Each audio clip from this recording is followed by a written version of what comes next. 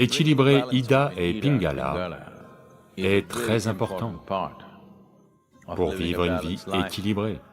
40 minutes à chaque fois, 4 fois par jour. Une certaine transition a lieu.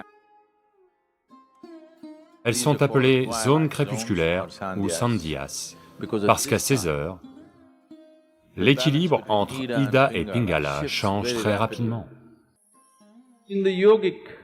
Dans la perspective yogique, il n'y a rien de tel que le corps et le mental. Il y a un corps physique, il y a un corps mental, il y a un corps énergétique. Le corps énergétique comprend 72 000 nadis. Quand on dit nadi, ça veut dire un canal ou une voie. Un nadi n'est pas un nerf. Si vous ouvrez ce corps, vous ne verrez pas les nadis, il n'y a rien de tel physiquement. Mais expérimentalement, si vous observez la nature du mouvement de l'énergie dans le système, vous verrez qu'elle se déplace toujours le long de voies établies, jamais au hasard. Donc elle se déplace de 72 000 façons, 36 à droite, 36 à gauche, 36 000 de chaque côté. Le droit s'appelle Pingala, le gauche est appelé Ida. On les appelle aussi Soleil et Lune. Donc, ces deux, Ida et Pingala, ou le Soleil et la Lune, la droite et la gauche, au niveau de votre mental, c'est la logique et l'intuition. Quand je dis intuition, l'intuition n'est pas une autre dimension de perception, mais juste une autre dimension de traitement. Si vous avez la même quantité d'informations en vous, si vous procédez logiquement, il y a peut-être 10 étapes pour arriver quelque part. Intuition veut dire que vous ne passez pas les 10 étapes, vous sautez juste à la 10e étape. Mais aujourd'hui, les systèmes éducatifs modernes piétinent à 100% sur la dimension intuitive. Seule la logique est développée. Tout ce qui est intuitif est vu comme du charabia et rejeté. Pour tout, vous devez réfléchir. Ce que vos grands-mères savaient simplement, aujourd'hui vous devez faire des recherches à 1 milliard de dollars pour trouver la même chose.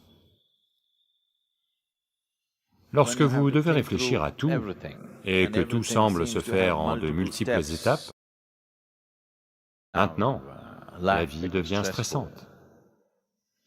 Si l'on veut réussir au-delà d'un certain point, pour certaines choses, vous devriez être capable de sauter les étapes et d'y arriver.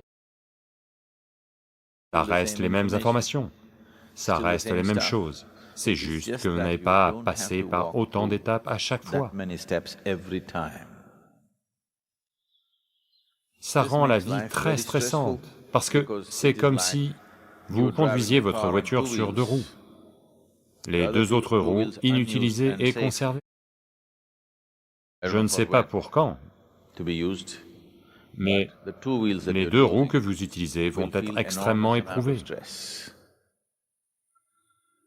Donc, dans le système yogique, l'intuition est aussi importante que la logique. Donc équilibrer Ida et Pingala est très important pour vivre une vie équilibrée, être capable de traverser les situations complexes avec facilité. Ça ne vient que lorsque la dimension intuitive de votre mental est suffisamment évoluée et développée. Autrement, de petites choses vont vous faire peur parce que pour tout, il y a de multiples étapes. Ici, on va faire de petites choses pour équilibrer Ida et Pingala. Pour vous donner une compréhension expérientielle de ceci, si vous prenez votre index Placez-le sous vos narines et expirez doucement. Voyez dans quelle narine le souffle est dominant en ce moment. Combien de voix droite? Gauche? D'accord, c'est soit la droite, soit la gauche. Seulement 2 barils, vous savez. Il y en avait 25, quelle complexité ça aurait été. Si vous vous observez au long de la journée, vous aurez remarqué environ toutes les 40 à 48 minutes, la prédominance de la respiration va passer de droite à gauche et de gauche à droite. L'avez-vous déjà remarqué? Oui? Ça se passe comme ça parce que, dans le système, la prédominance de l'énergie, ou du prana, qui est la force vitale du système, bascule de Pingala à Ida et de Ida à Pingala, toutes les 40 minutes. Une fois que l'énergie bascule, dans les 8 minutes suivantes, la respiration va basculer. Si vous êtes en parfaite santé, et parfaitement bien, elle va basculer en quelques instants, ou on peut dire instantanément. Cette bascule a lieu toutes les 40 minutes. Mais à certains moments de la journée, qui sont appelés les Sandhya Kalas, ce qui veut dire les zones crépusculaires, 20 minutes avant le lever du soleil, 20 minutes après le lever du soleil. Oh d'accord, Sadhguru, dites-moi s'il y a d'autres moments. 20 minutes avant midi, 20 minutes après midi. 20 minutes avant le coucher du soleil, 20 minutes après le coucher du soleil. 20 minutes avant minuit et 20 minutes après minuit. 40 minutes à chaque fois, 4 fois dans la journée. Il y a une certaine transition qui a... Elles sont appelées zones crépusculaires ou sandhyas, parce que à ces heures, l'équilibre entre Ida et Pingala change très rapidement. Comme il change rapidement en vous-même, il est très facile de les équilibrer dans ces moments-là. À tel point que, quasiment partout dans le monde, tout processus ou pratique spirituelle se fait matin et soir. Sandhya est devenu synonyme de pratique spirituelle. Ces périodes sont devenues synonymes de nombreuses pratiques. Donc, équilibrer Ida et Pingala est très important pour le développement équilibré d'un être humain. Vous ne vous sentez vraiment à l'aise que quand vous êtes équilibré, d'une certaine façon. Quand il y a un quelconque déséquilibre, il y a un inconfort, oui? Quand vous éprouvez un quelconque déséquilibre, il y a de l'inconfort. Il n'y a que quand vous atteignez un certain équilibre que vous vous sentez vraiment à l'aise. Donc le confort n'est jamais vraiment déterminé par ce sur quoi vous êtes assis ou l'endroit où vous êtes. Le confort est déterminé par votre degré d'équilibre en vous-même. Ce confort de base que chaque être humain doit avoir, malheureusement, a été refusé à trop de gens. Juste être assis totalement à l'aise quelque part n'est pas là dans la plupart des gens en ce moment, n'est-ce pas? Être simplement assis à l'aise, complètement à l'aise, ce n'est pas prêt. Donc, quand il n'y a pas d'aise, c'est un malaise, une maladie. Que vous soyez diagnostiqué médicalement ou non, c'est une maladie. Si le malaise persiste un certain temps, il va se manifester dans le corps sous forme d'un dysfonctionnement qui sera étiqueté comme une certaine maladie. Il trouve des noms incroyables pour tous les problèmes possibles.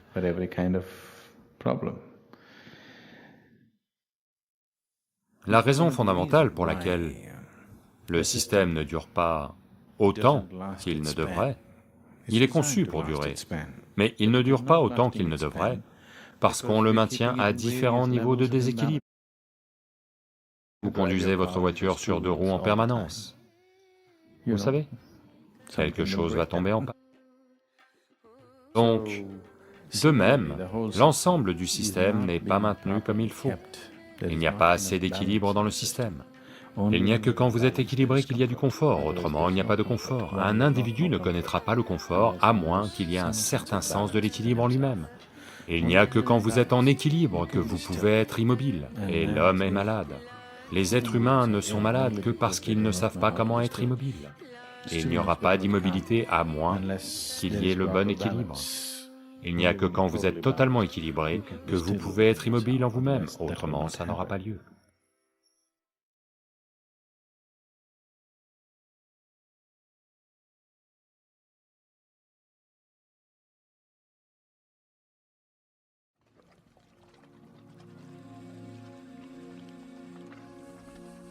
Tu peux consommer bien moins de nourriture et quand même être énergique et maintenir ton poids.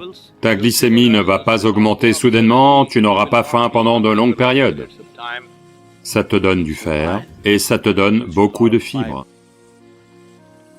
Donc si tu veux utiliser tes capacités cérébrales et aussi être physiquement actif, ça fonctionne parfaitement bien. Si tu observes simplement ton propre système digestif, la façon dont il est construit, il y a suffisamment de paramètres qui t'indiquent clairement que ceci est conçu pour un régime végétarien. On a commencé à manger non végétarien pour survivre. Quand c'était une question de survie, tu manges tout ce qui est disponible. Ce n'est pas une question morale, ce n'est pas une question religieuse, ce n'est pas un truc philosophique. La question c'est juste, quel type de carburant va faire fonctionner au mieux une certaine machine? Si tu as une moto à essence, tu peux en partie mettre du diesel. Elle va toujours avancer. Mais vous pensez pouvoir faire la course? Donc la question c'est juste cela, quel genre de vie voulez-vous vivre? Voulez-vous vivre au sommet ou voulez-vous simplement survivre? Si vous voulez simplement survivre, mangez tout ce que vous voulez, quel est le problème? Mais si vous voulez vivre au niveau optimal, vous voulez que votre corps et votre cerveau fonctionnent au mieux, il y a une certaine façon de manger. Si vous êtes conscient, vous verrez, votre corps va fonctionner à un tout autre niveau. Parce que la nourriture est juste du carburant, ce n'est pas une religion. Vous n'avez pas besoin d'y croire, vous devez juste expérimenter. Si vous suivez un régime végétarien, vous devez manger consciemment. Vous devez vous assurer qu'il y a une grande variété. La nutrition, ce ne sont pas seulement des faits vérifiables. La nutrition, c'est ce qui soutient ta vie. Donc à cet égard, les millets ont un certain pouvoir pour soutenir le corps humain, de très nombreuses façons. Les millets ont les taux de protéines les plus élevés de toutes les céréales, et les taux de calcium, les taux de fer et de nombreux micronutriments que vous n'allez pas trouver dans les blés et les riz commerciaux ordinaires que les populations consomment en grande partie aujourd'hui. Donc, en particulier dans le Karnataka, il y a seulement 40 ans, tous les foyers avaient une alimentation à base de ragi.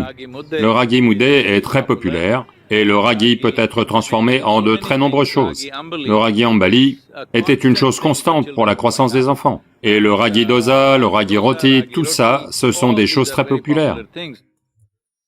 Quasiment tout ce que tu peux faire avec du riz, tu peux aussi le faire avec du ragi.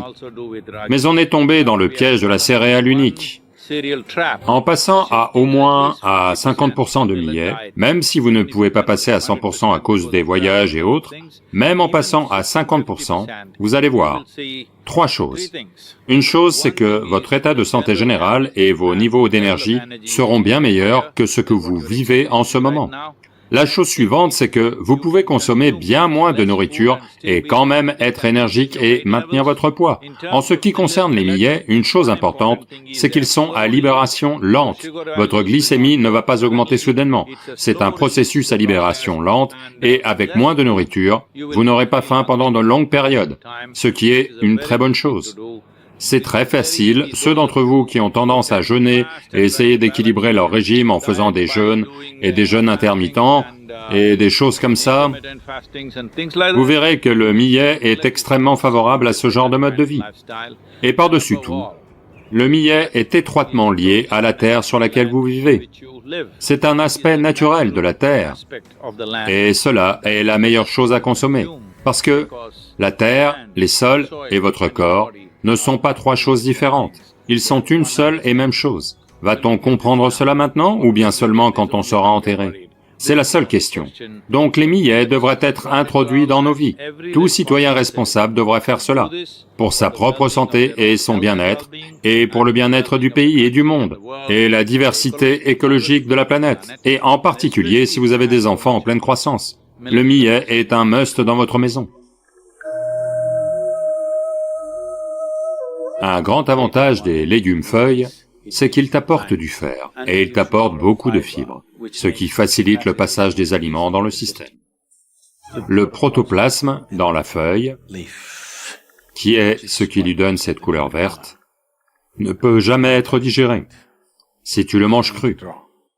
Si tu la cuis, tu peux la digérer partiellement. Seuls certains aspects de la feuille verte peuvent être absorbés, le reste est juste gaspillé. Mais cela sert à autre chose. Les fibres sont une chose, et si l'on mange assez de feuilles vertes, même des feuilles vertes crues, si on les mange, ça fonctionne comme une brosse, ça élimine le mucus de ton tube digestif. Vous avez vu, si vous avez des chiens ou des chats chez vous, de temps en temps, ils mangent de l'herbe. Ce n'est pas leur régime alimentaire, mais ils en mangent pour nettoyer le mucus. Ils sont tous assez conscients pour savoir quand leur système est chargé de mucus. Les êtres humains,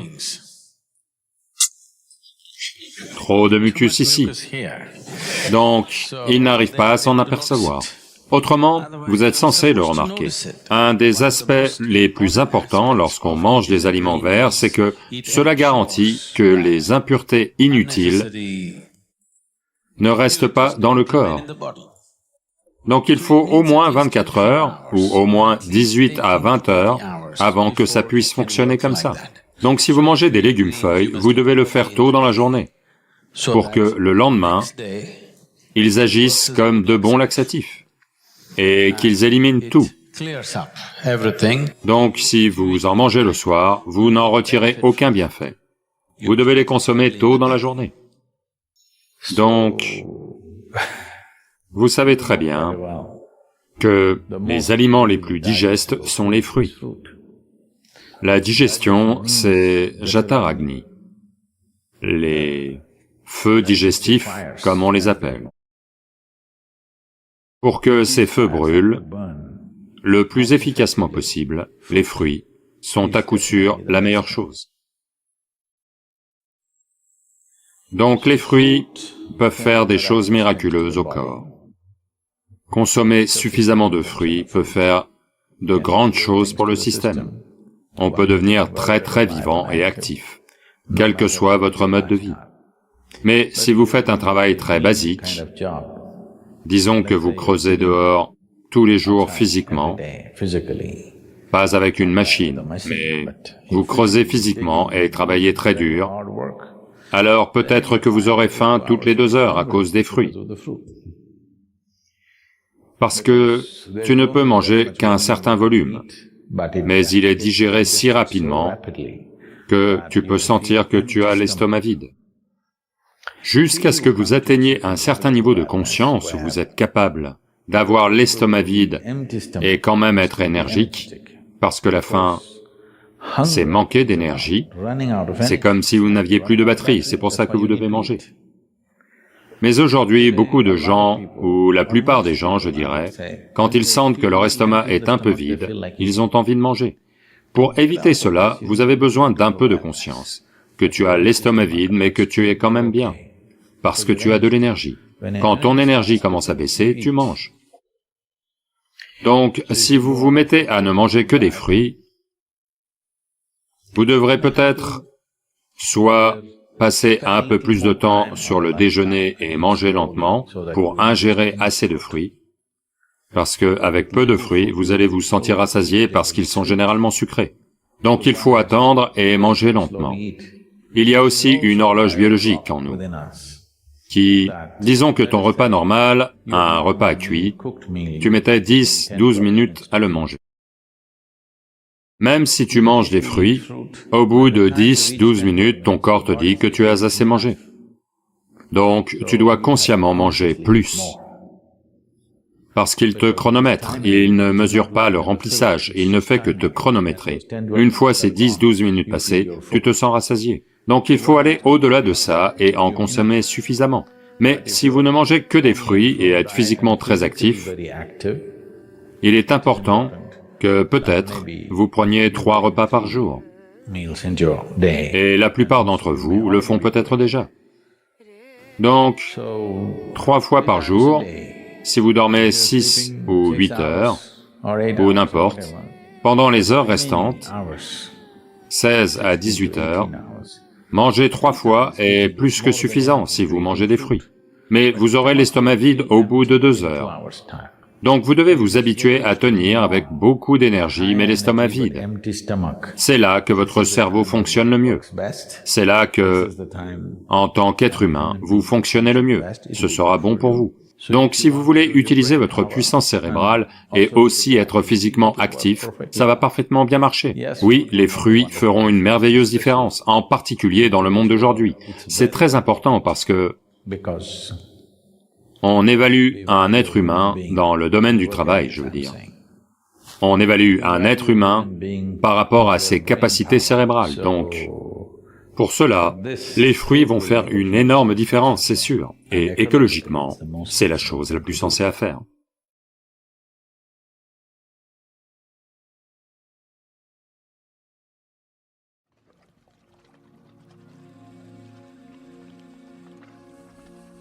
Soudain, il y a un certain sentiment de complétude chez vous, simplement parce que vous pouvez purifier votre aura. Il y a différentes façons de purifier l'eau.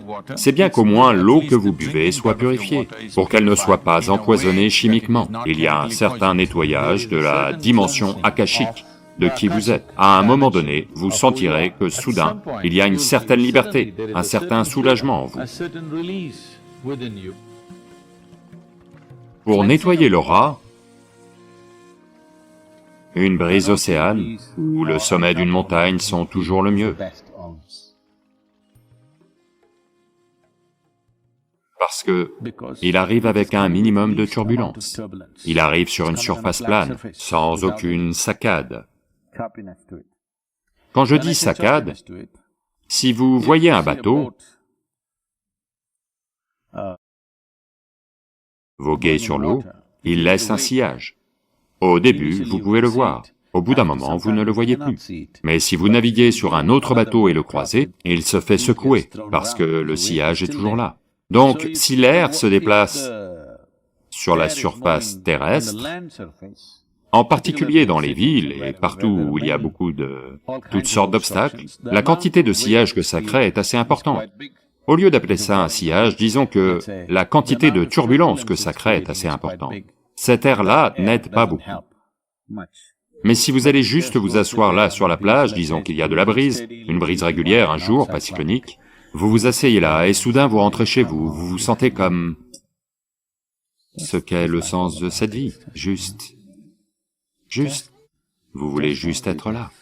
Toute cette activité, vous ne voulez pas regarder votre téléphone, pas vos mails. Soudain, il y a un certain sentiment de complétude en vous, simplement parce que vous pouvez purifier votre aura juste. Vous pouvez vous nettoyer à l'air. Faire couler de l'eau sur les légumes est une bonne chose à faire, mais vous faites couler de l'eau contaminée chimiquement. Quand je dis contaminée chimiquement, je parle du chlore que vous y mettez.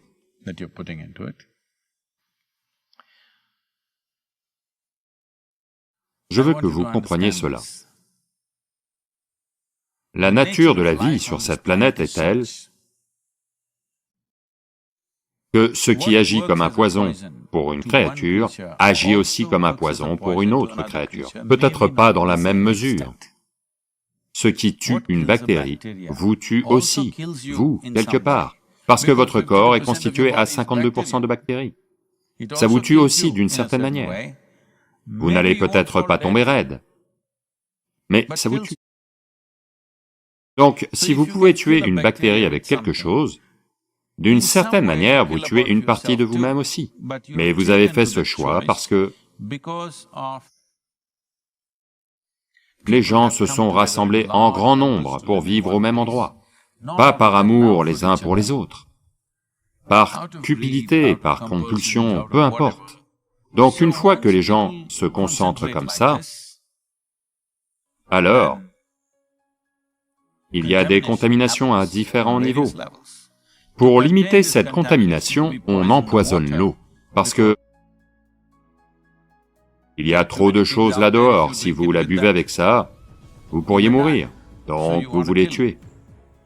C'est une guerre chimique tous les jours, à la fois pour ces organismes dans l'eau, et aussi pour les organismes dans le corps, et votre propre organisme. Vous êtes vous-même un organisme, lui aussi se fait empoisonner. Donc, le mieux n'est pas de faire couler l'eau du robinet. Si l'eau du robinet est sans chlore, oui, c'est très bien de le faire. Autrement, la meilleure façon de faire, comme on le fait normalement en Inde, c'est que vous ne pouvez pas vous procurer une autre eau, de toute façon c'est de l'eau chlorée, alors que faire? Donc, si vous y mettez un peu de vibhuti, la cendre, et de curcuma, et faites tremper les légumes pendant, disons, 15 à 20 minutes, ça a un bien meilleur impact que de les rincer en faisant couler de l'eau chlorée. Aujourd'hui, il y a diverses manières de purifier l'eau, des méthodes modernes de purification sont apparues, mais elles n'ont pas été appliquées à l'eau publique. Dans des maisons individuelles, il y a diverses méthodes de purification, avec lesquelles vous pouvez purifier l'eau. Il est bon qu'au moins la partie potable de votre eau soit purifiée, pour qu'elle ne soit pas empoisonnée chimiquement. Donc, au lieu de faire couler l'eau, vous pouvez y mettre du curcuma et de la cendre sacrée. Si vous n'avez pas de cendre sacrée, vous pouvez juste y mettre du curcuma, et un peu de sel et de curcuma feront l'affaire. Ou vous pouvez y mettre du nîmes. Vous pouvez avoir une certaine quantité de feuilles de nîmes chez vous. Chaque jour, vous pouvez utiliser la même eau. C'est la beauté du nîmes. Si vous avez un récipient dont le fond est plein de feuilles de nîmes, tous les jours, vous pouvez y plonger vos légumes et reprendre vos légumes et fermer le récipient.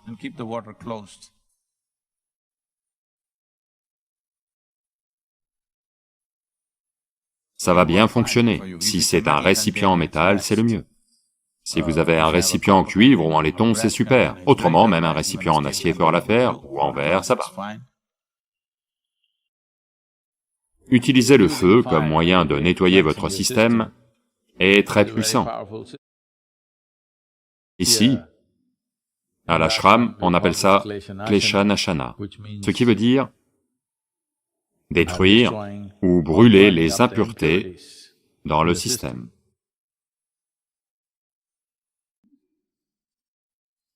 Parce que, quand vous regardez la forme humaine, l'aspect le plus externe de votre corps est l'akash.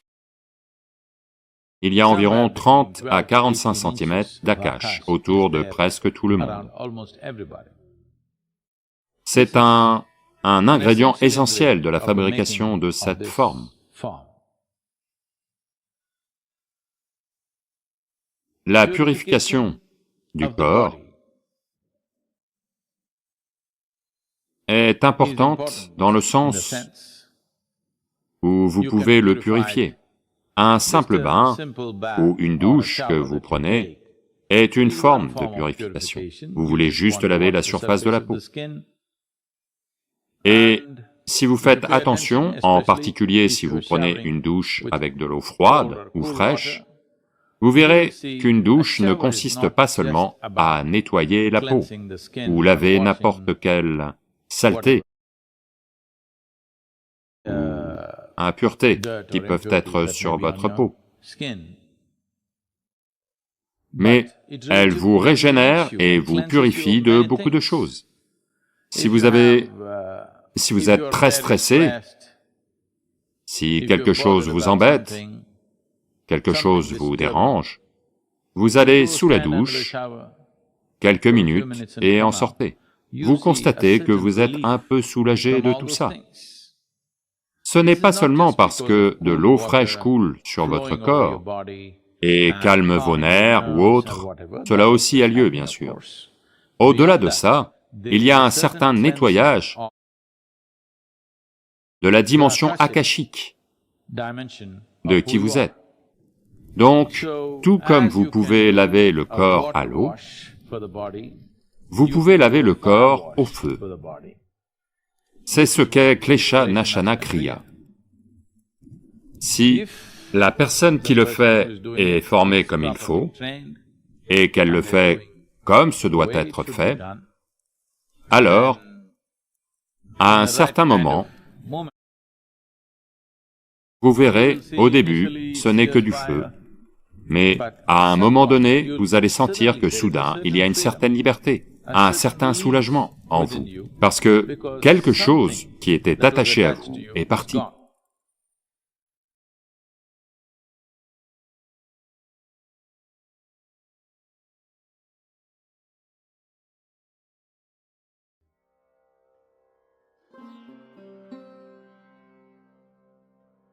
Et la première question est de Aniket.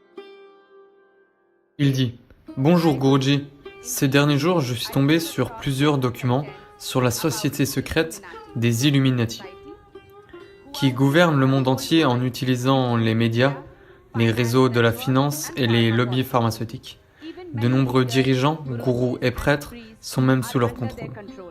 Votre Non, réponse à pas cela? moi, Pas moi, pas moi.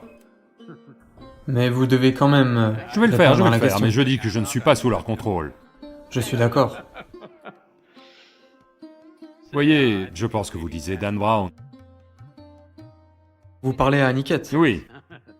Aniket ou que vous soyez. Voyez, ça fait partie de la culture européenne. De toujours. On s'en imprègne aussi pas mal ces jours-ci. Mais en Europe, les écoles secrètes étaient quelque chose de romantique. Même les personnes aujourd'hui célèbres comme Socrate ou Aristote et ces gens, ils faisaient également partie des écoles secrètes. Pourquoi rendrais-je mon école secrète? Parce que la société est dans un mode de persécution, de tout, ce avec quoi elle n'est pas d'accord. Persécution. Ce n'est qu'en cas de persécution qu'une école devient une école secrète, n'est-ce pas ainsi? Donc, la tradition des écoles secrètes est omniprésente en Europe, parce que les croyances religieuses, dogmatiques, réprimaient vraiment tout. Dès qu'ils pensent que quelque chose rassemble 10 personnes, ils veulent le démolir, ils vont les tuer. Donc, ils ont créé des écoles secrètes. Là-dedans, ce que vous appelez Illuminati, et qui plus tard s'est transformé en franc-maçonnerie, une certaine histoire, je ne peux pas le confirmer. Certains ouvrages ont été écrits expliquant comment la franc-maçonnerie a démarré avec les maçons indiens qui sont allés en Égypte. Parce qu'ils devaient survivre sur une terre inconnue, ils ont concocté toutes sortes d'astuces, comment survivre. Entre eux-mêmes, ils ont développé des codes. Et communiquer, vous savez, ils ont communiqué en langage codé pour survivre dans cette culture hostile. Et à partir de là, ça s'est répandu, c'est ce qui est dit dans certains ouvrages, mais il n'y a pas de certitude historique là-dessus. Mais c'est possible, on sait que des maçons sont partis, les tailleurs de pierre sont partis d'Inde pour construire des pyramides et le temple de Baalbek. Il y a des documents clairs au sujet du temple de Baalbek au Liban, qui a environ 4200 ou 4300 ans, où un temple phénicien a été construit, où des maçons indiens et des éléphants indiens ont travaillé. Tous les enfants libanais apprennent ça à l'école. Mais jamais aucun Indien n'étudie cela, jamais rien de tel n'est mentionné, nulle part dans les livres d'histoire de l'Inde. Malheureusement. Enfin. Donc, plus tard, c'est devenu la franc-maçonnerie, et la franc-maçonnerie a pris une forme puissante. Lorsqu'elle est partie aux États-Unis, elle a pris une forme très puissante, parce que le dogmatisme chrétien était tellement oppressif, les libres penseurs se disaient francs-maçons, même s'ils ne faisaient plus aucune maçonnerie. Mais vous verrez une chose, partout où les francs-maçons sont présents, l'architecture des bâtiments est fantastique. J'ai été dans tout un tas de temples maçonniques simplement parce que j'adore la partie architecturale de ce qu'ils ont fait, des architectures fantastiques. Parce que la géométrie fait tout à fait partie de leur culture. C'est probablement pour ça que quelqu'un écrit des livres disant qu'ils sont venus d'Inde. Parce qu'en Inde, la culture yogique s'est totalement investie dans l'aspect géométrique de la vie. Yoga veut dire, dans un sens, aligner votre géométrie, pour vous aligner avec la géométrie cosmique, pour que votre expérience de la vie soit améliorée de telle façon que ce qui est vous et ce qui est le cosmos, d'une certaine manière, devient un reflet de vous-même, ou vous devenez un reflet du cosmos, vous pouvez le voir dans un sens ou dans l'autre. Donc partout où l'on voit un sens très développé de la géométrie, alors on pense que des yogis ont dû y être, parce que un tel niveau de géométrie n'est pas atteint à moins qu'un processus interne ait lieu. Dans les temps anciens, maintenant bien sûr, les gens étudient la géométrie à un autre niveau, à l'extérieur, mais autrement, à cette époque, le seul moyen de comprendre une géométrie si complexe était d'étudier votre propre structure, comment ce corps est fait, et observer les planètes et les phénomènes astronomiques. Donc, à une époque où ils contrôlaient certaines choses, mais je pense qu'on exagère trop à propos des écoles secrètes. Et ne vous inquiétez pas, Aniket. Comment s'appelle-t-il? Aniket. Aniket. Ne vous inquiétez pas, ils ne contrôlent pas grand-chose ces jours-ci. Donald Trump contrôle beaucoup de choses.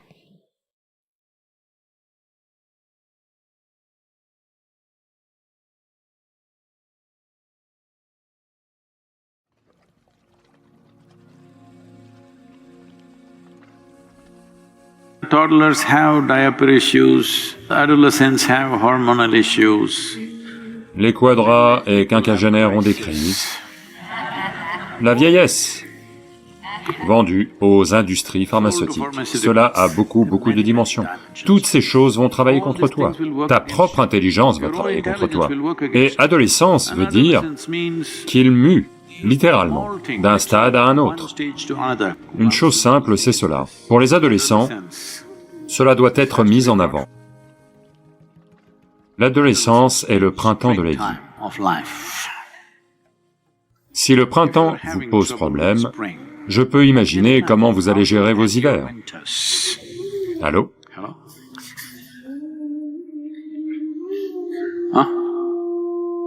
C'est le printemps de la vie. Quand tout est à un haut niveau d'énergie, votre corps est à son mieux. Si vous avez des problèmes à gérer cette partie de votre vie, je peux imaginer le reste de votre vie, comment vous allez le gérer. Cela ne concerne pas qu'un seul âge. Peut-être que des études sont faites sur certains âges, mais les bambins ont des problèmes de couche, les adolescents des problèmes d'hormones, les quadras et quinquagénaires ont des crises. La vieillesse, vendue aux industries pharmaceutiques. Quand vous étiez jeune, vous achetiez de la drogue dans les ruelles. En vieillissant, c'est en vente libre.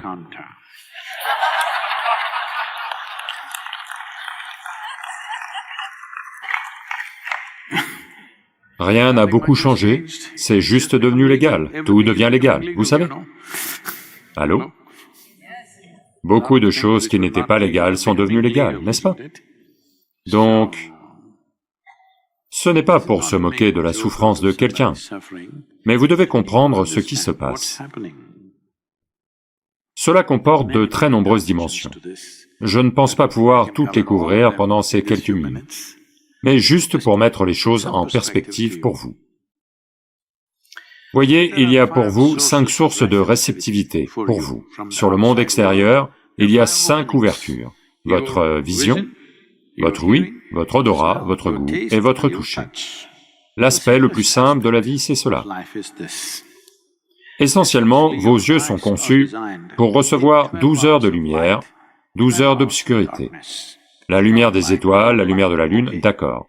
Maintenant, littéralement, à chaque instant éveillé de votre vie, la lumière pénètre. Pas de place. Et les sons... Imaginez juste, supposez que vous viviez au même endroit. C'est encore ici comme ça. Si vous résidez à l'ashram, c'est encore calme. Si vous viviez ici, une fois de temps en temps, Une fois de temps en temps, il y a du bruit. Autrement, en général, c'est calme. Quelques insectes qui font du bruit, ceci, cela, c'est à peu près tout. Maintenant, 24 heures sur 24, il y a quelque chose. Il y a des voitures qui roulent. Aux États-Unis, partout, il y a une machine qui bourdonne tout le temps. C'est comme, vous savez, si je voyage ici pendant 6 semaines, 8 semaines, ça devient comme, boum, quelque chose est en marche. Tu t'assois dans n'importe quel bâtiment, quelque chose est en marche. Quand je reviens à l'ashram en Inde, si je m'assois là, c'est calme et immobile. Comme ça, absolument calme. Et l'impact que cela a sur ton système est immense. Mais ce bourdonnement continuel, voyez, ça continue, même ici. Je n'ai pas changé d'avis, je ne sais pas, sans me le dire, ils en ont peut-être déjà installé. J'ai dit, pas de climatiseur à l'ashram, dans les chambres. Si je dis ça, c'est parce que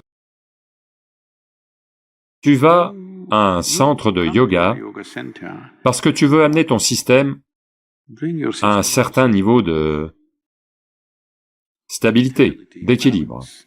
Parce que sans équilibre, peu importe quels sont tes talents, quelle est ton intelligence, quelles sont tes capacités, sans équilibre, tu n'es pas bon. Toutes ces choses vont travailler contre toi. Ta propre intelligence va travailler contre toi. Donc, en permanence, il y a des sons et des vibrations. Comme si cela ne suffisait pas, les gens portent des écouteurs et tout le temps, ils appellent ça de la musique, mais le musicien ne se donne même pas la peine de la jouer. C'est juste une machine qui te bombarde les oreilles tout le temps. Eh bien, peut-être que c'est mieux que d'écouter les gens autour de vous. Peut-être que vous pensez que c'est mieux que le bruit des voitures qui vous entourent. Mais l'impact des sons non-stop, l'impact de la lumière non-stop, l'impact de diverses autres excitations non-stop, cela affecte tout le monde. Adolescence veut dire qu'il mue, littéralement, d'un stade à un autre, rapidement. C'est une période où il aurait dû y avoir une atmosphère très stable. La plupart des gens n'ont pas une telle atmosphère stable. Une chose, ce sont les diverses choses que j'ai déjà mentionnées. Les situations familiales ne sont pas stables, les parents aussi crient. Allô? Oui, ils crient. Parce que chaque film, chaque émission de télé, tout dans la maison montre que si tu es en colère, tu dois crier, tu dois frapper la porte, si pas quelqu'un. Au moins, tu dois frapper quelque chose, tu dois casser quelque chose. Cela devient la norme. Tout le monde pense que c'est comme ça qu'il faut gérer ses émotions. Allô? On donne des exemples, les gens pensent que c'est comme ça qu'il faut gérer ses émotions. Non, si tes émotions deviennent incontrôlables, ferme-la, ferme les yeux et assieds-toi juste quelque part. Oui. C'est comme ça qu'il faut gérer vos émotions. Si tes émotions deviennent incontrôlables, ferme juste la bouche, ferme les yeux, assieds-toi quelque part, laisse le reste du monde tranquille. Allô?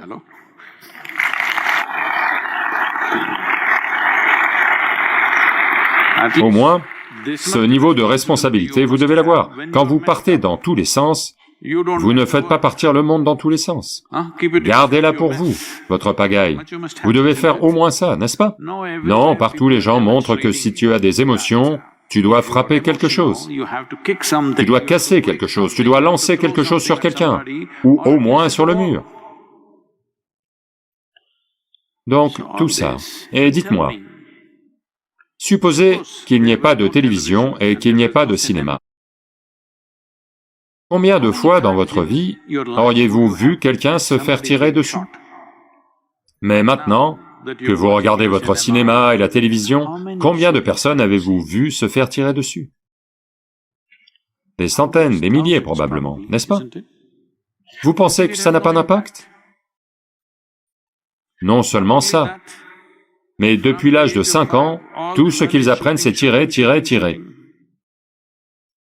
Peut-être seulement à l'écran, mais à un moment, ils doivent quitter l'écran pour faire la vraie chose. Oui ou non?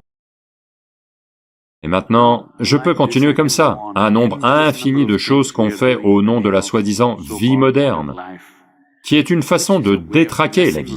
Chaque vie est une pagaille, pas que l'adolescence. Comme les adolescents sont encore entre vos mains, vous vous plaignez, les parents se plaignent parce qu'ils les ont encore sur les bras. Une fois qu'ils sont partis, leurs maris et femmes se plaignent. Eux, personne ne les écoute. Allô?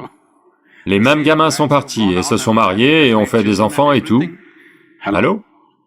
Oui ou non? Peut-être qu'avec l'âge, s'ils deviennent un peu moins énergiques, ou qu'au moins le soir ils boivent et ils hibernent,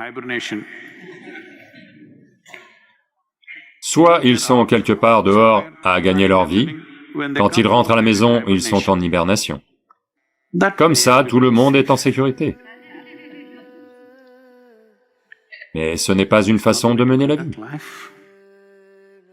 Même si tu es intensément vivant, tu ne devrais pas causer de dégâts à la vie autour de toi. C'est ça la vie.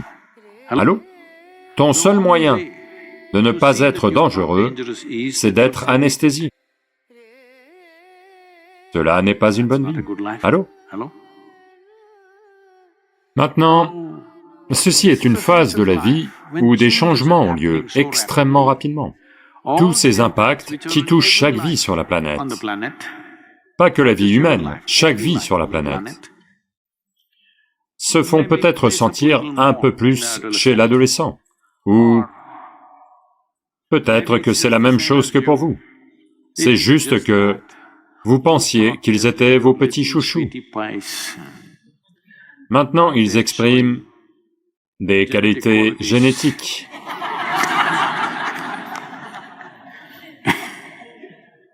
Si une plus petite version de vous est comme ça, vous devez regarder. Une chose simple, c'est ça. Si chaque être humain sait simplement comment s'asseoir sans bouger, juste quelques minutes par jour. Pas de grande sadhana spirituelle, rien, simplement s'asseoir sans bouger. Si cela peut avoir lieu, le monde va changer de bien des façons. Mais quand même, on doit gérer ces excitations. Ces excitations sont trop nombreuses. Dans vos maisons, vous pouvez le faire. Là où je vis, la plupart du temps, je ne vais pas allumer la lumière, à part si je veux lire quelque chose ou autre. Vous verrez, vos yeux vont s'ajuster et vous serez capable de vous déplacer, tout va bien. Ou si vous avez besoin de quelque chose, quelques petites lampes vous donneront cette petite quantité de lumière dont vous avez besoin pour vous déplacer. Tout le temps des lumières vives allumées, cela affecte votre système. Il y a trop d'excitation pour vos yeux, pour vos oreilles. Vous devez réduire les excitations. Voyez, pour voir des couleurs, vous deviez attendre le coucher du soleil, vous asseoir et attendre. Alors, une couleur spectaculaire apparaissait. Mais si vous regardez votre téléphone, vous l'avez loupé. Mais aujourd'hui, vous allumez la télé, toutes les fichues couleurs de l'univers défilent encore et encore et encore, sans fin. Tout ça a un immense impact. La lumière, les sons, les couleurs. Si vous réduisez les excitations dans votre vie, et dans celle de votre enfant, d'une manière ou d'une autre, faites ce que vous voulez. Vous verrez, ils vont grandir de manière bien plus équilibrée. C'est la chose simple que vous pouvez faire. Pour les adolescents, cela doit être mis en avant. Un peu de Hatha Yoga. La plupart d'entre eux vont passer cette phase de leur vie sans effort.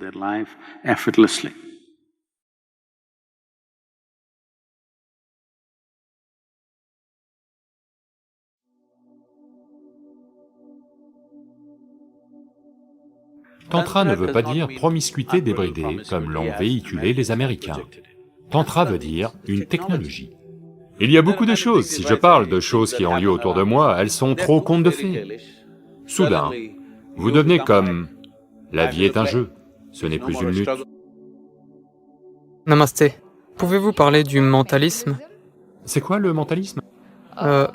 Mentalisme comme... Oh, le mentalisme, ce film. Oui, Comme ça. le mentalisme, oui. D'accord. Ne vous fiez pas aux films hollywoodiens. Beaucoup de choses y sont exagérées, mais le mental humain peut-il faire des choses à l'extérieur? Bien sûr qu'il le peut. Aujourd'hui, si je prononce ce mot, je suis sûr qu'il y a des tas de malentendus parce que ça vient d'ailleurs. Voici ce que tantra veut dire. Tantra ne veut pas dire promiscuité débridée comme l'ont véhiculé les Américains. Tantra veut dire une technologie. Technologie veut dire, quant à cette époque, quand on n'avait aucun outil technologique externe, on a réalisé que la plus haute technologie était là. Et comment utiliser cela? De bien des manières. Maintenant, si on veut voir à l'extérieur de cette porte, on a besoin d'un périscope. Maintenant, quelqu'un a trouvé une façon de regarder au-delà, sans périscope,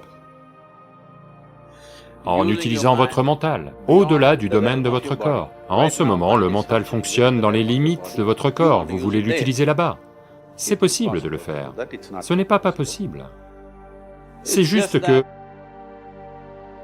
toutes sortes de choses folles et absurdes sont crues. Si vous élaguez ces choses, de bien des façons, consciemment ou inconsciemment, beaucoup d'entre vous utilisez cela. Vous créez ce que vous voulez dans le monde, quand vous le voulez vraiment. D'une certaine manière, c'est simplement votre concentration qui fait se produire ces choses. Peut-être que ce n'est pas aussi tangible que dans un cinéma, mais chacun de vous, dans une certaine mesure, vous le faites, n'est-ce pas? Avec quelle efficacité vous le faites dépend de... Il y a beaucoup de choses, si je parle de choses qui ont lieu autour de moi, elles sont trop contes de fées. Je ne croirais pas de telles absurdités si quelqu'un me les disait, donc je ne vais pas vous les dire, parce que je ne veux pas que vous croyiez ou ne croyiez pas ces choses. Mais tous les jours, les gens qui m'entourent sont témoins de choses qu'ils pensent être un miracle, mais il n'y a pas de miracle. La vie est un grand miracle. En faites-vous partie? Ou êtes-vous en dehors d'elle? Ça, c'est une grande question. N'est-ce pas un grand miracle? Ce gars mange une nouille et devient comme ça? N'est-ce pas un miracle, je vous le demande? C'est un miracle, n'est-ce pas? La question c'est, êtes-vous consciemment en elle ou êtes-vous en dehors d'elle? Ça, c'est une grande question. Si vous êtes en elle, vous êtes... Voyez, si vous utilisez n'importe quelle pensée, eh bien, il demandait comment fait-on au début. Supposez que vous génériez une pensée, avez-vous remarqué? Supposez que vous génériez une pensée, et ensuite vous investissez votre émotion dans cette pensée. Soudain, cette pensée devient boum. Oui ou non? Là, maintenant, je génère une pensée. Oh, elle est si merveilleuse. Mais maintenant, j'investis mon émotion dans cette pensée. Maintenant, tout à coup, vous n'êtes plus juste quelqu'un d'autre pour moi, vous êtes autre chose pour moi. Est-ce la réalité ou pas? Juste parce que vous avez investi votre émotion dans votre pensée. Maintenant, il y a une chose en plus. Si vous investissez vos énergies vitales en elles, consciemment, tout à coup, cela va devenir tout à fait autre chose. Soudain, vous devenez comme... La vie est un jeu, ce n'est plus une lutte. Parce que des miracles ont lieu en permanence. Vous mettez une petite graine, elle devient un arbre. Il mange une nouille, il devient un homme. Ce que je dis, c'est que ça a lieu. Ça a lieu tout le temps. Regardez juste, vous mettez des saletés à la racine, regardez, ça devient du parfum. N'est-ce pas miracle sur miracle de tous les côtés? La seule question c'est, faites-vous consciemment partie de cette création miraculeuse? Ou êtes-vous coincé dans votre propre logique et en dehors de ce miracle? C'est la seule grande différence.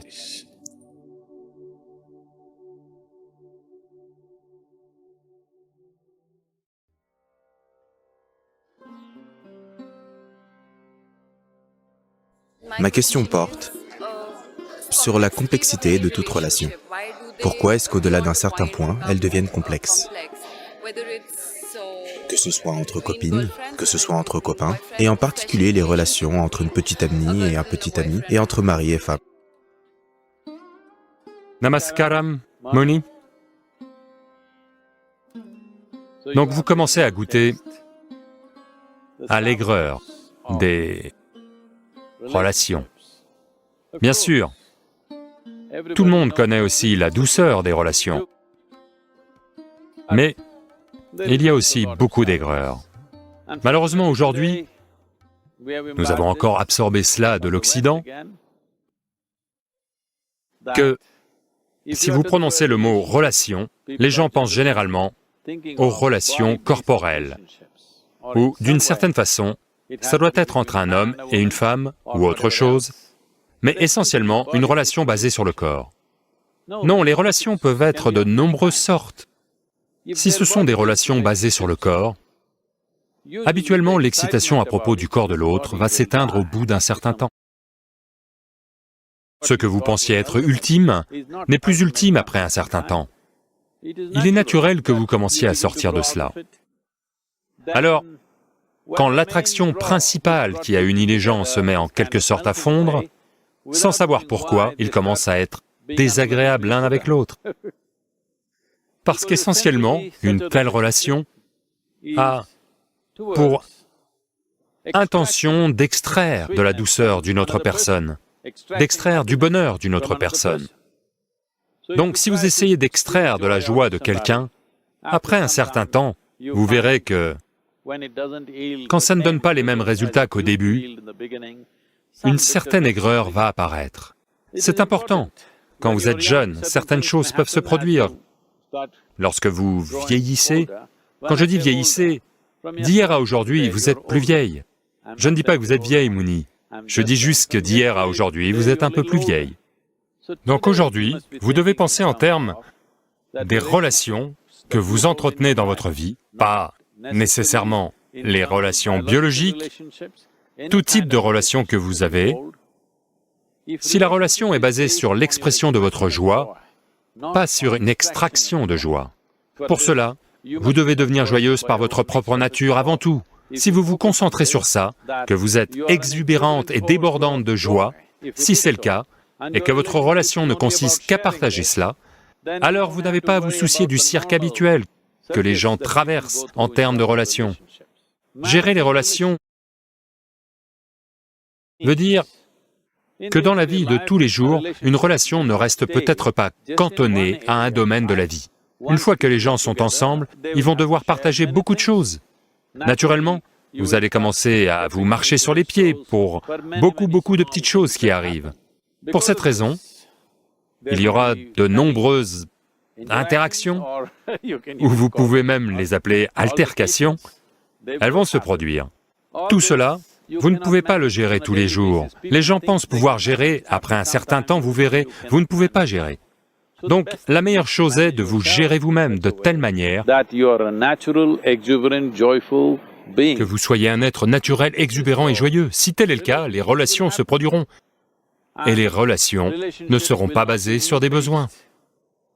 Lorsque les relations sont fondées sur des besoins, si ce dont vous avez besoin ne vient pas, vous commencerez à pleurnicher, vous allez commencer à vous plaindre, et vous commencerez à vous sentir amer, parce que ce que vous êtes censé obtenir, vous ne l'obtenez pas. Si vous éliminez ce besoin en vous, si vous êtes un débordement naturel de joie, si vous faites cette seule chose, vous pouvez avoir de fabuleuses relations avec toutes sortes de gens, indépendamment de qui ils sont. Ils n'ont pas forcément besoin d'être votre genre. Avec toutes sortes de gens, vous pouvez entretenir de merveilleuses relations. Puissiez-vous avoir les plus belles relations possibles dans votre vie.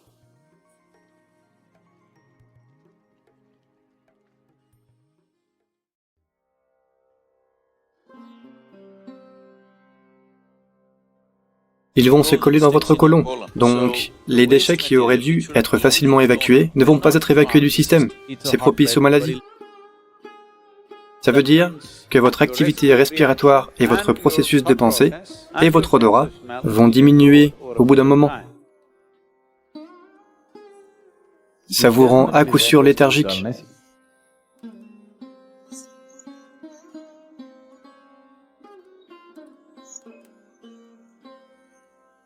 Si vous mangez trop d'aliments tubéreux, comme les pommes de terre et autres, vous allez générer des gaz qui sont sous le nombril.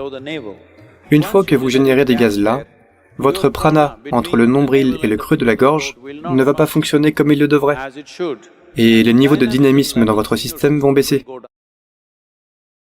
Parmi les légumes, des choses comme le radis, c'est l'une des rares choses qui poussent sous la terre et est quand même positive. La carotte, le radis, tous les autres aliments tubéreux comme la pomme de terre et sa famille sont neutres en prana, mais ils causent ce qu'on appelle du tamas.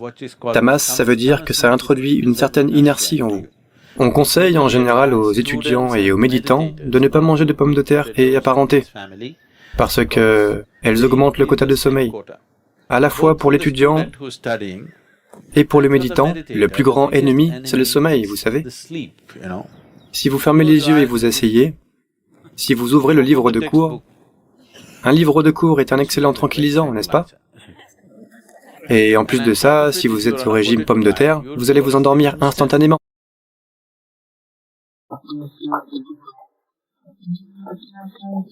Les produits laitiers ont certaines enzymes qui sont utilisés aujourd'hui pour fabriquer certains adhésifs textiles. Ces adhésifs ne sont pas solubles dans l'eau.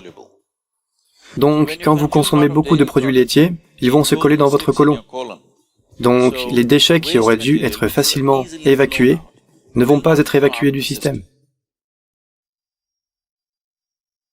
Le dynamisme global, au niveau du corps et du mental, va diminuer en consommant des produits laitiers. Au moins ceux qui viennent du Sud, ils vous ont dit, même dans votre école, si tu manges du riz au yaourt, tu vas t'endormir. Oui ou non? Si quelqu'un somnole, c'est une chose courante en Inde du Sud. Tu as mangé du riz au yaourt? Tout le monde sait que ça rend léthargique, mais l'enseignant en mange aussi. C'est ça le problème.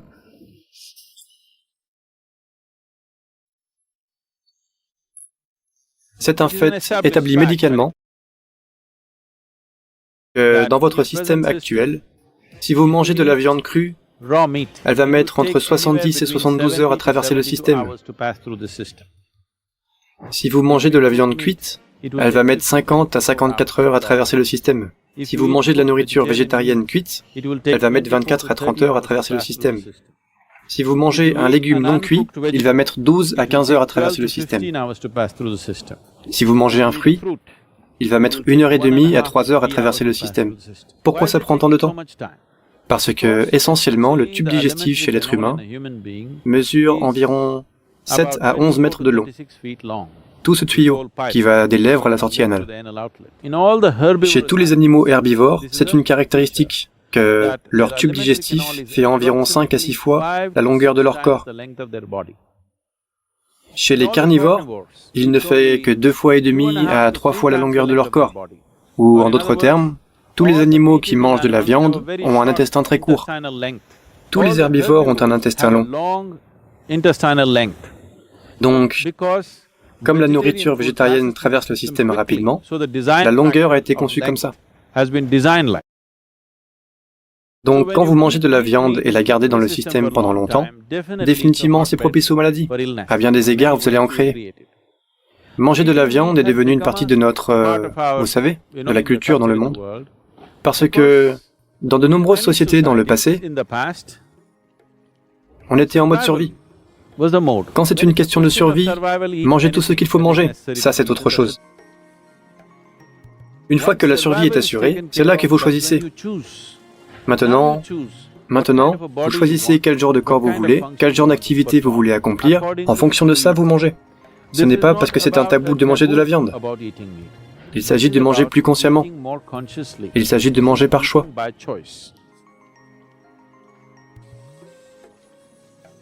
Dans la tradition du yoga, si vous cuisinez quoi que ce soit, au maximum dans l'heure et demie, vous devez le consommer. Pour certains types de produits, jusqu'à 4 heures, ça va. Au-delà, vous n'y touchez pas. Peu importe à quel point c'est savoureux, à quel point c'est bon, vous ne touchez à rien, parce qu'ensuite, vous allez développer des gaz dans le système. Des gaz pas seulement dans l'estomac, ça vous allez le sentir bien sûr, mais vous allez développer des vayus dans le système, qui vont s'opposer à votre pranavayu, ce qui veut dire que votre activité respiratoire et votre processus de pensée et votre odorat vont diminuer au bout d'un moment. Ces trois-là sont vraiment vitaux, si vous voulez être un être humain vibrant.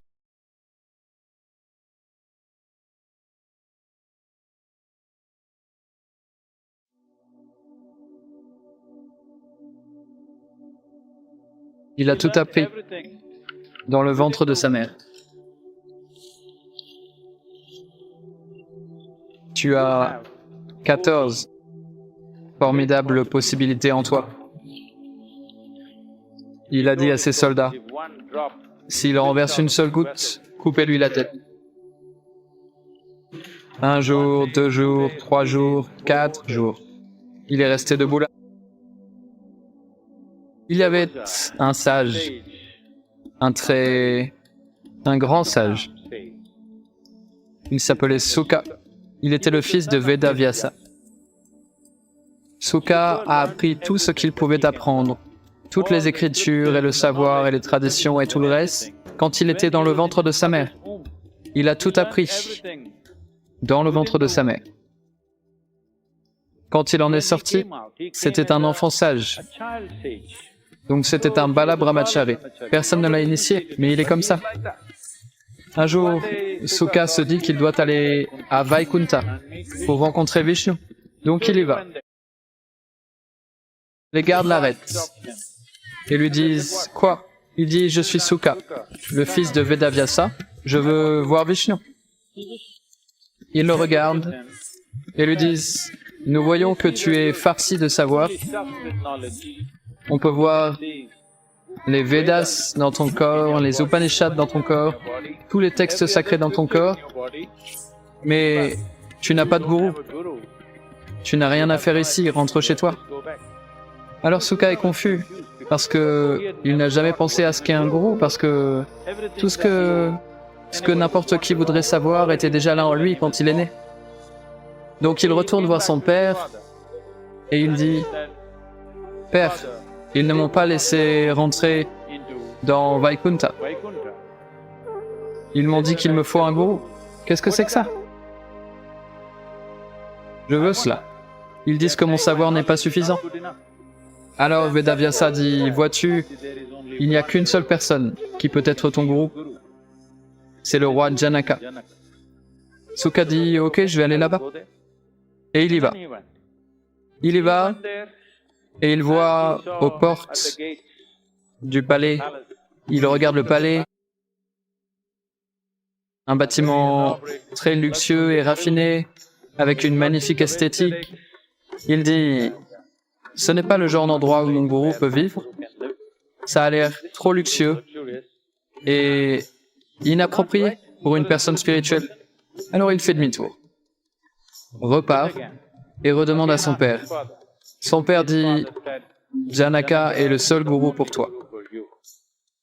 Encore une fois, il y va. Encore une fois, il voit le roi en train de se détendre dans le jardin avec sa reine. Il dit, oh, ce n'est pas lui. Et il repart. Et ainsi de suite, ces allers-retours ont lieu 12 fois. Puis la 13e fois. Vedavyasa dit,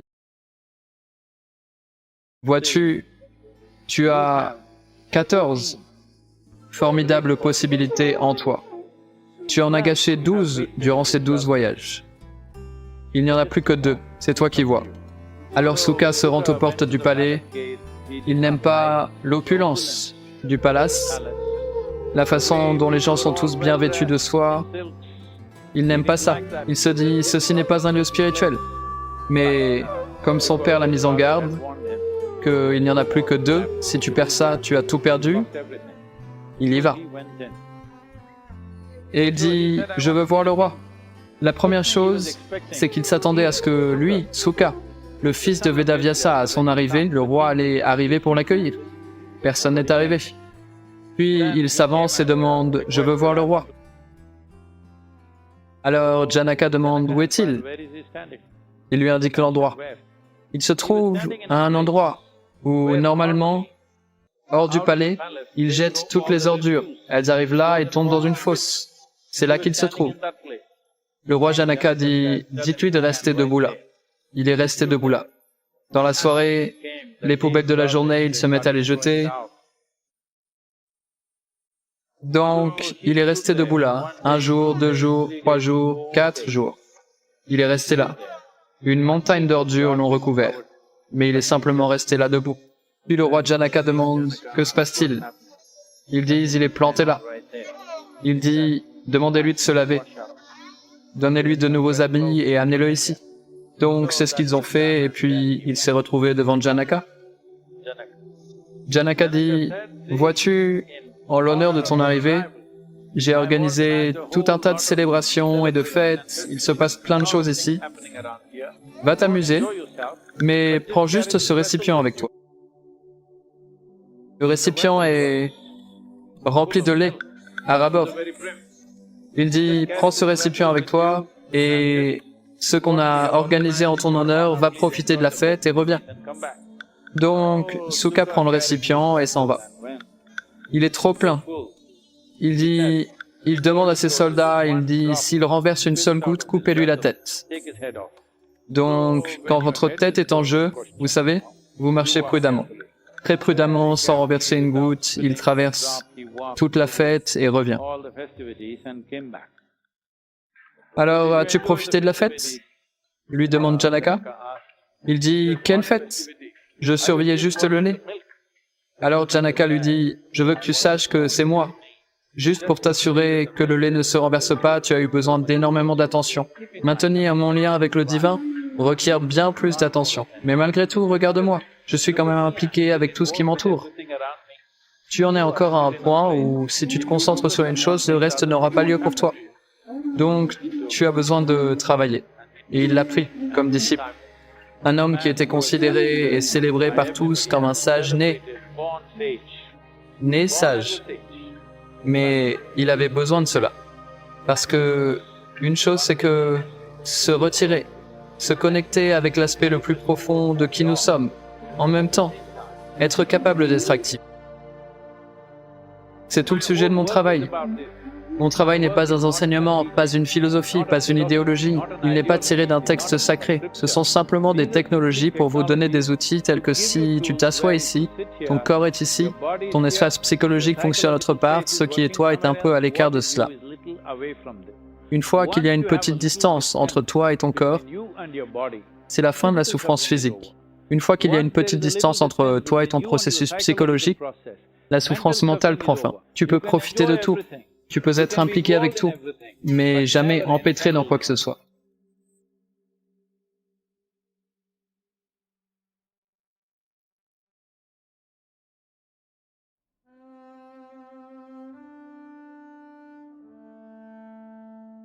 Sadhguru, à notre époque, on assiste à la prolifération de beaucoup de gourous spirituels. En tant que chercheur sur ce chemin, comment reconnaître mon gourou? Il vous arrive de poser vos yeux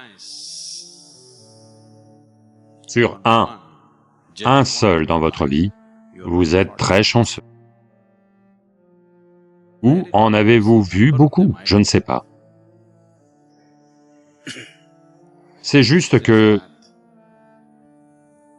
quiconque lit 2 chapitres de la Bhagavad Gita peut devenir un gourou. Quiconque connaît un chapitre de la Bible peut devenir un gourou. Quiconque a lu la moitié d'un livre peut devenir un gourou. Si vous parlez de ça, c'est autre chose. Ou toute personne qui est simplement prête à vous donner un grand espoir que je vais m'occuper de tout dans le monde, malheureusement, passe pour un gourou.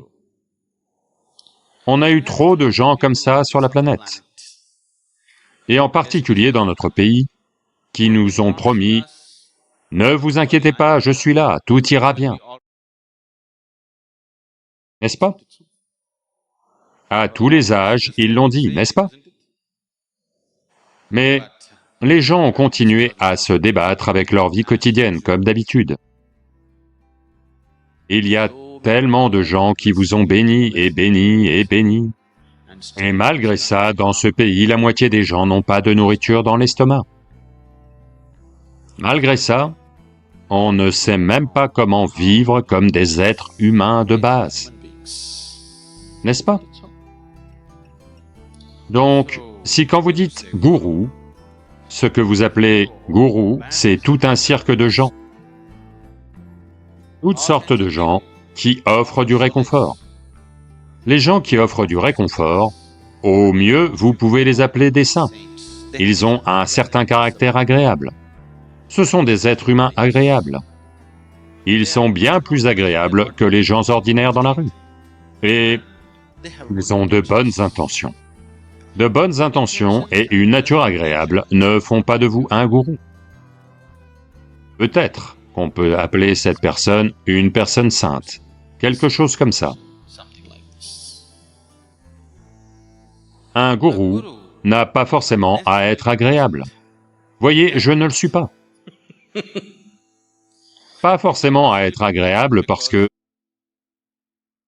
ce n'est pas son intention d'être doux avec vous. Son intention est de vous éveiller, pas de vous endormir. Si je suis très doux avec vous, vous allez vous sentir heureux et vous endormir. Un gourou est quelqu'un qui perturbe les aspects fondamentaux en vous. Toutes sortes de conclusions que vous avez tirées, il perturbe tout en vous. Il ne vous laisse pas dormir. Il n'est pas un marchand de réconfort. C'est quelqu'un qui est là pour vous aider à vous libérer. Maintenant, le réconfort est encore une fois un effort pour survivre sur la planète, n'est-ce pas?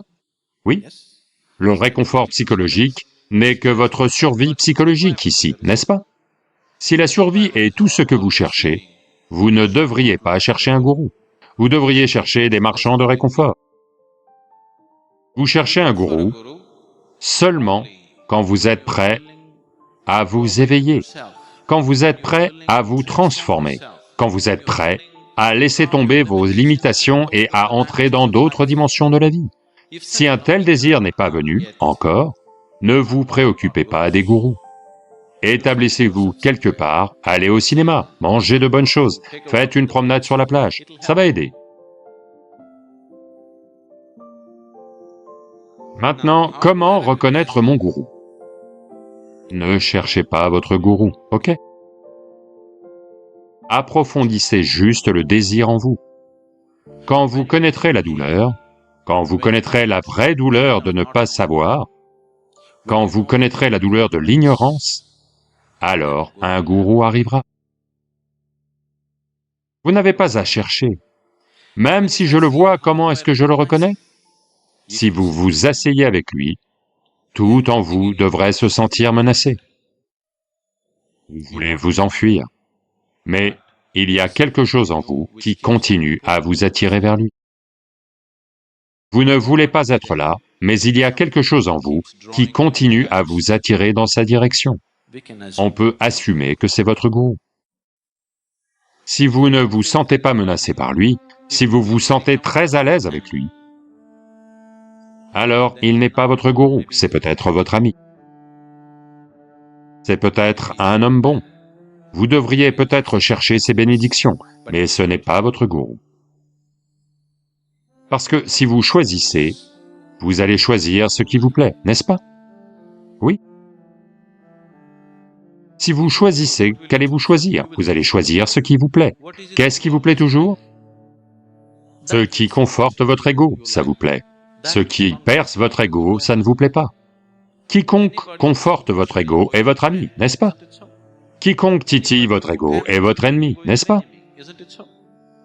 Donc, si votre gourou aussi est quelqu'un qui conforte votre ego, ce n'est pas un bon gourou. Si vous vous asseyez avec lui, vous devriez vous sentir menacé. Mais si vous êtes quand même attiré vers lui, c'est votre gourou.